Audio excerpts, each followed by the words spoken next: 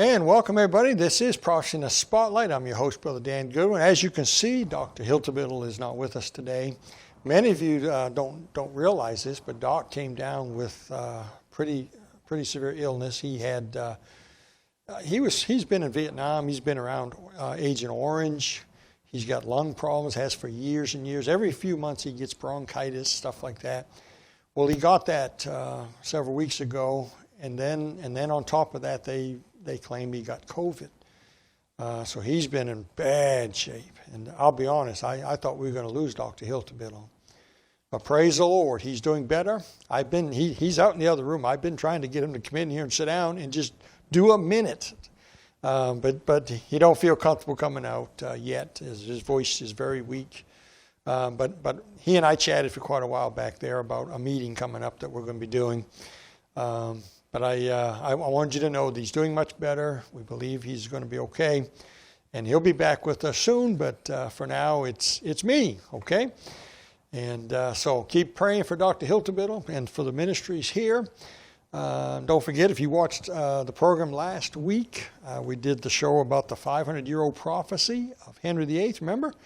And many of you have responded to that for a donation, a gift of $50. We're giving you 2 of the Henry books, brand new, glossy paper, color pictures in there. This is awesome. You're going to love this little book.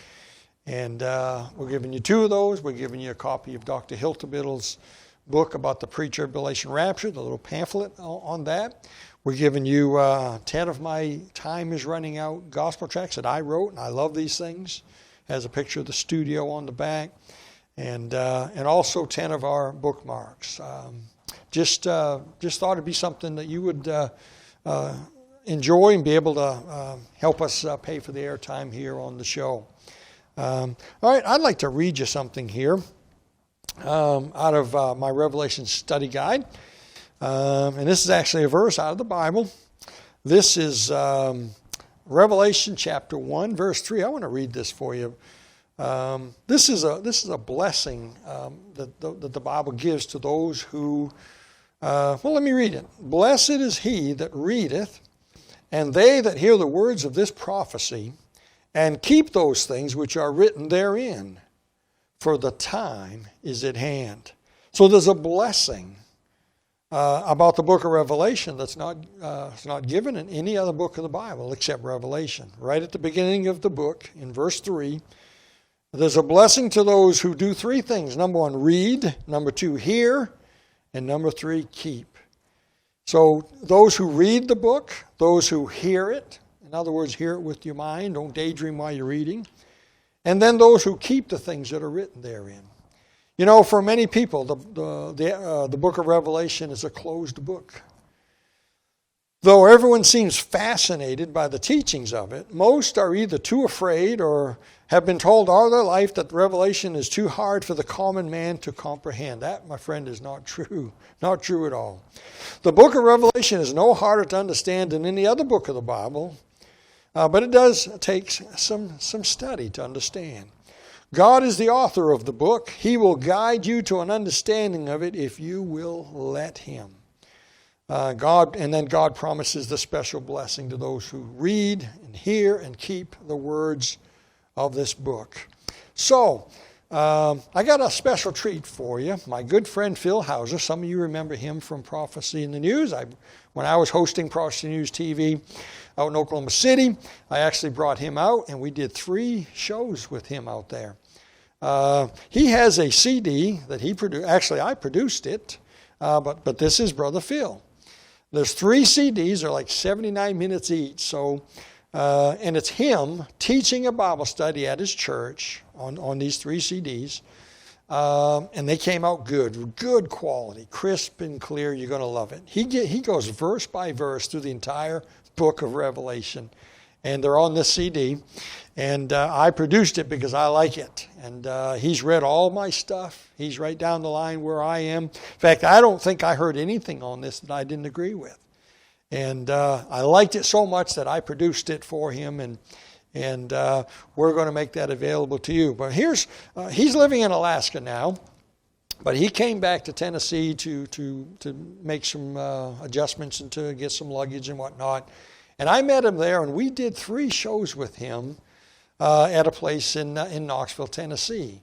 So I'm going to take you outside our studio here, and I'm going to take you to the undisclosed location where we did 3 shows, and this will be show 1. And we go through the whole book of Revelation, just a brief little survey with Brother Phil, and I think you're going to love it. So let's take you there right now.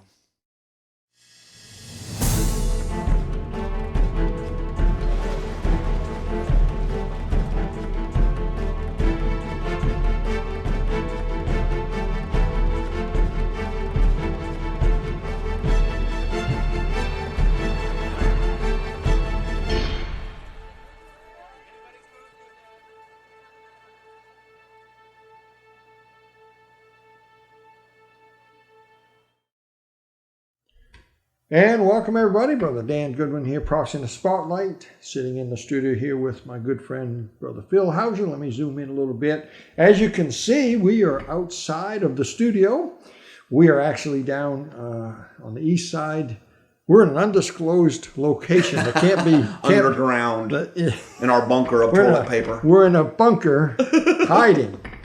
And we're outside the studio, obviously. I was traveling, and we met with my good friend Phil Hauser here, and his wife and my wife, and we spent an evening together. And but we wanted to talk to him about the book of Revelation. We couldn't get him to the studio, so we came and brought the studio to him. And Brother Phil, good to see you. Good to see you, brother. And, I missed you. Tell the folks that maybe don't know you, because you came on Prophecy News a couple of times. Sure, yeah. But you have not been on our Prophecy in the Spotlight No, show. I haven't. I moved to Alaska, so we've been just contact with telephone. You know, I don't even have internet or radio or nothing in my house. I live in the middle of nowhere, so we've been talking on the phone, and we finally got together, man. So It's only 4,300 miles. I'm not sure what your problem is. So you moved to Alaska, and you're taking care of some business, and you'll be going back. Yeah. And we're probably going to go out there. Try to go out there maybe in the summer when it's warmer. You're a big baby. Yeah. You've called me up and said it's 30 below and stuff like that. Sure. And, I wish you was here. That's wish you was here to cut wood for me, keep the fire going. And so we want to talk about the Revelation because you have a CD that I actually produced. Yes, you did. And but this is you. This is all you. Yeah, that was my Wednesday night service. We went through the whole entire book, every verse. This CD here, I want to get it up a little closer for you if you can see that. Rex can probably put it up for us anyway. But there it is. This is a 3 CD set. Yeah. I mean, they're just about full also. Well, yeah, that's the entire chapter. Yeah, so 3 CDs, like 70 minutes each CD or something like that. And you taught this at your church in Tennessee. Yeah. Verse by verse, basically. Yes, it was the Wednesday night class, and it went on for a few weeks, and I recorded every one of them. And it's through the PA system, so you don't get a whole lot of feedback. It's really clear. Oh, it's excellent quality. Really, I was surprised. Yeah. Excellent quality. It's very nice. Crisp and clear. Mm-hmm. And I mean, you talked fast, and you went well, I had fast, to. It's the entire book. Yeah, you went verse by verse. Yeah. Which I never do. Yeah. Well, I've got who's it? Adrian Rogers or Jeremiah. David Jeremiah. It took me a month and a half to listen. He's got 68 CDs. I mean, come on. You lose interest. You grow old and die. Right. You know. So you gotta go fast on some of it. Sure. You did hit every verse. You just didn't fully explain everything. I didn't comment every verse. Because you can't. Exactly. You get a paragraph and then you bust it, you know. And I'll tell you what I liked about this. Of course, you and I have been friends for several years. Yes, we met at a Southwest Radio conference. I was in speaking Gettysburg. there. Yep. I didn't know you from Adam. No. And I still remember where you and your wife were sitting. Yep. And I went over and and I remember we chatted, and you invited me down to Tennessee sometime, and it happened. Yeah, it did. You preached at the church many times, and ever since then we've been good friends. Amen. But when I got a copy of your CDs, I was amazed. It's right down. It's what I didn't hear anything that I didn't agree with. Well, that's unusual. well, you use my stuff for the last. I mean, you get your television program and all. It's really embarrassing. You've only had me on just now. Yeah, I know it. So, and of course, I've written a study guide. Yeah. And some of this, I felt like, man, that's right out of my... You're busted. When they buy that? He read my study guide. Right. That's what it is. This is, So, no, we do think that greater minds think alike. I agree. Yeah. We agree on a lot. And that's a tough book to be able to say that about. Yeah. You know, it really is. Not too many people, two people in a room agree on the things in Revelation. Right. Yeah. And but to make a long story short, when I listened to this, I said, "Man, I want to use that because it's what I believe." Yeah, you called me and said you're going to produce it, and your wife's going to. In fact, I think I paid for it. I'm still in the hole. Well, that stuff's like gold, baby. It's better than ammunition right now. But we actually produced these the same place that did my DVDs. I had them do these. They did a nice job. We've got boxes of them, and I think maybe it's not that hot of a seller on my website because it's not me and they don't know you. They've never saw me. I've never been on this program before. So they go to my website and they see this CD, Rvelation. Who's Phil Hauser? Jesus, I know, and Dan Goodwin, I know, but who's Phil Hauser? That's right. But I want you to know my stamp of approval is on this. I want you to get this. This thing is awesome. This will help you. This you put in your car when you're driving to work or on a trip. You listen to it. It'll inspire you. It'll help you. Good stuff. So three separate CDs. When you open it up, there's 3 CDs. If you can see that there. There are 3 of them discs in here. They're all, this one's 79 minutes. I think 80 minutes is the max. So you had them laser printed, no sticker. Yep, there's no sticker on them. These are laser printed. They're done first class. We put the money into them. And each disc tells what chapters it is. This is, in fact, the one I'm looking at on the back is the final disc, 18 to 22. Yep. And disc 3, 79 minutes. And put out by God's Found Jubilee Ministries. But I'm not on this. This is all Phil Hauser. All I did was endorse it, produce it, pay for it, got it out there. And but I believe this thing's great stuff. So let's talk about it a little bit. Yes, sir. Of course, Revelation chapter 1 is in your mind is what? Let's just start at the beginning. I love. There's no spot that you can just start and just go from. So you gotta go from one. He's on an island, right?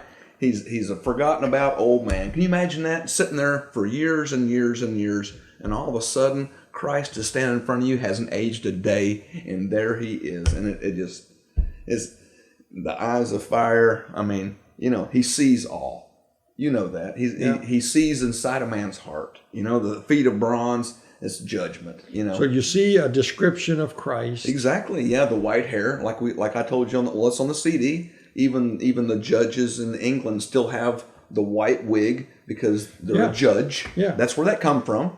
He had hair white like as of wool. I tell people it wasn't wool. No, it was white symbolism. As wool. It's white as snow. And you explained on the disc about the white wigs they wore over in Great Britain. Explain that. Yeah. Well, that is impartiality, and it's like I'm your neighbor, but I'm the judge and you're in front of me. I'm not your neighbor anymore. It's like putting a mask on, You can't tell who you are. Because if you're related or you're a friend with that guy and you're getting ready to sentence him to death, you put the wig on and you no longer have an identity. It's a discerning. Yeah. It's a disconnect. I've watched those movies all my life and never put that together until I heard that on your disc. Well, they've done that for 1,000 years. Yeah. I never put that together why they wore the wig. That's where it came from. And as soon as you said it, well, of course that's why. Of course. Why didn't I get that? Surely he got that from me somewhere. I just don't remember saying it. So chapter 1 talks about Christ and some attributes of him. Yeah. It also talks about who owns the church. Yes. And it's not the preacher. the stars in his hand, he's holding those preachers. You better be careful what you say to your pastor. You better pray about it. He is in the right hand of God. In his right hand. The stars are the pastors. Yes, sir. That's representative, That's very, very serious. And the church is his. He founded it. He's over it. Amen. And the pastors are kind of like under shepherds. Yes. I agree. So you turn the page. Of course, there's so much. You could spend we could spend a whole hour just on chapter 1. Yeah, that's true. Chapter 2 and 3 kind of go together. Explain just briefly. Yep. Well, it starts. It starts talking to the churches, and you've said that that's the church age. I agree completely. It's more than that. You know what I'm saying? You've never thought of this, I bet. In the life of a Christian that backslides, you start reading that in order. The first thing that happens to a Christian, he doesn't love God as much as he used to. Just a little bit less. Gives a little bit. It's the first slide, the first crack in the wall, and it is in order. And that's Ephesus. You've left your first love. That's the chain reaction, brother, of a Christian life on a downhill slide. It hit me, and I was like, that is multiple things. That's time, the church age. That's the chain reaction in a Christian's life. Those were actual places that were writing letters. Let's not forget that, you know. Right, there were literal churches that existed. Yes, and it's just... But they're also figurative of things. Yes, sir. Yeah, we're the Laodicean age. It's obvious. And you're right. Obvious. Somebody who's gotten away from God. I mean, you look at a guy who's left his wife, or maybe he's in jail, and you wonder, man, what happened to that guy? Yeah. It started in Ephesus. It started with a little bit. Your relationship with God got bad. Yes. And it's downhill from there. If you read that, it's a blueprint of how people backslide, turn their back on God. They don't mean to. They love God, just not as much. Yeah. And that's where it starts, bro. That's the same thing. And so unbelievable. It's a mirror. I teach that they're chapter 2 and 3, the 7 churches, can be looked at 3 ways: literal, figurative, and prophetic.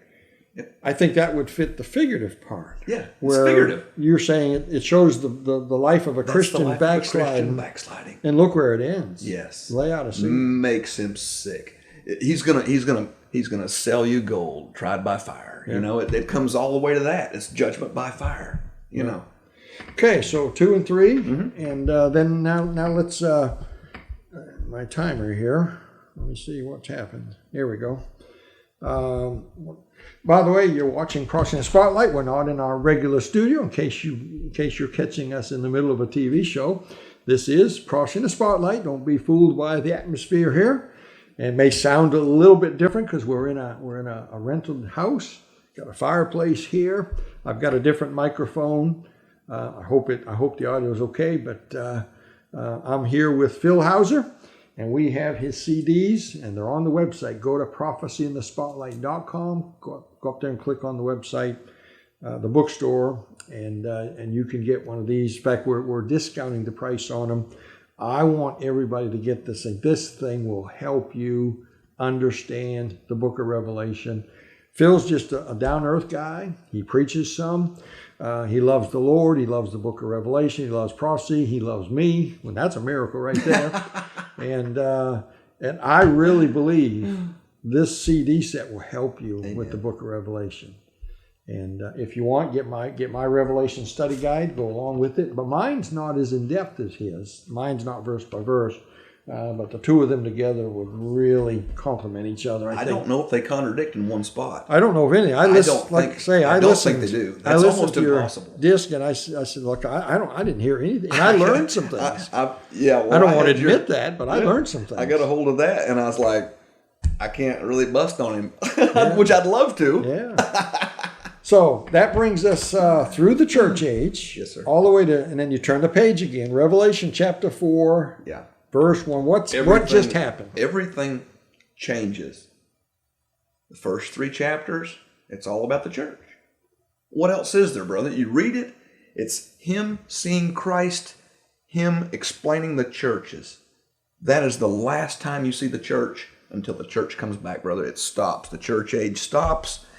John sees a door open in heaven. What is the words that the 2 witnesses are told? Yeah. Come up hither. Well, let me read that verse. I usually try to quote it, but we'll read it. Revelation 4, verse 1 says this. And by the way, it says after this. Yes. There's your clue right there.